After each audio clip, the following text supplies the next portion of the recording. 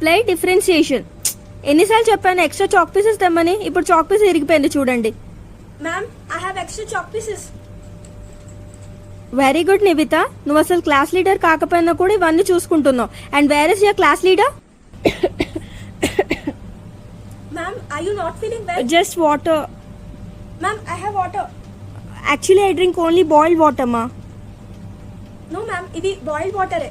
Wow, so sweet of you. I think that paper is in my handbag. It's in staff room, I think. Ma'am, I will go and get your hand bag. Okay, get it ma. ఏం మాట్లాడుకుంటున్నారే? అదేనే మన maths ma'am hard sums ఏమో homework ఇస్తారు, easy sums ఏమో class లో explain చేస్తారు, exam లోనేమో homework sums వస్తాయి. మనకి ప్రాక్టీస్ కావాలి కాబట్టి హోంవర్క్ ఇస్తారు. అయినా ప్రతి సమ్ము మ్యామ్ ఎక్స్ప్లెయిన్ చేయాలంటే ఎలా కుదురుతుంది? ప్రతి సమ్ ఎక్స్ప్లెయిన్ చేయక్కర్లేదు, కనీసం ఒక ఎగ్జాంపుల్ సమ్ ఎక్స్ప్లెయిన్ చేయాలి కదా. అయినా మ్యామ్ హోంవర్క్ ఇచ్చిన సమ్స్ చాలా ఈజీవి.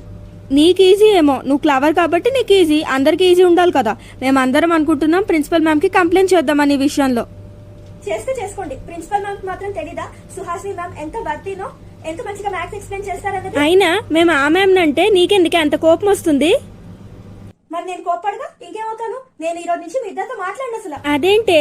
అవునే, సుహాసిని మ్యామ్ అంటే దీనికి చాలా ఇష్టం, ఆ మ్యామ్ కూడా ఇదంటే ఇష్టం, అందుకని.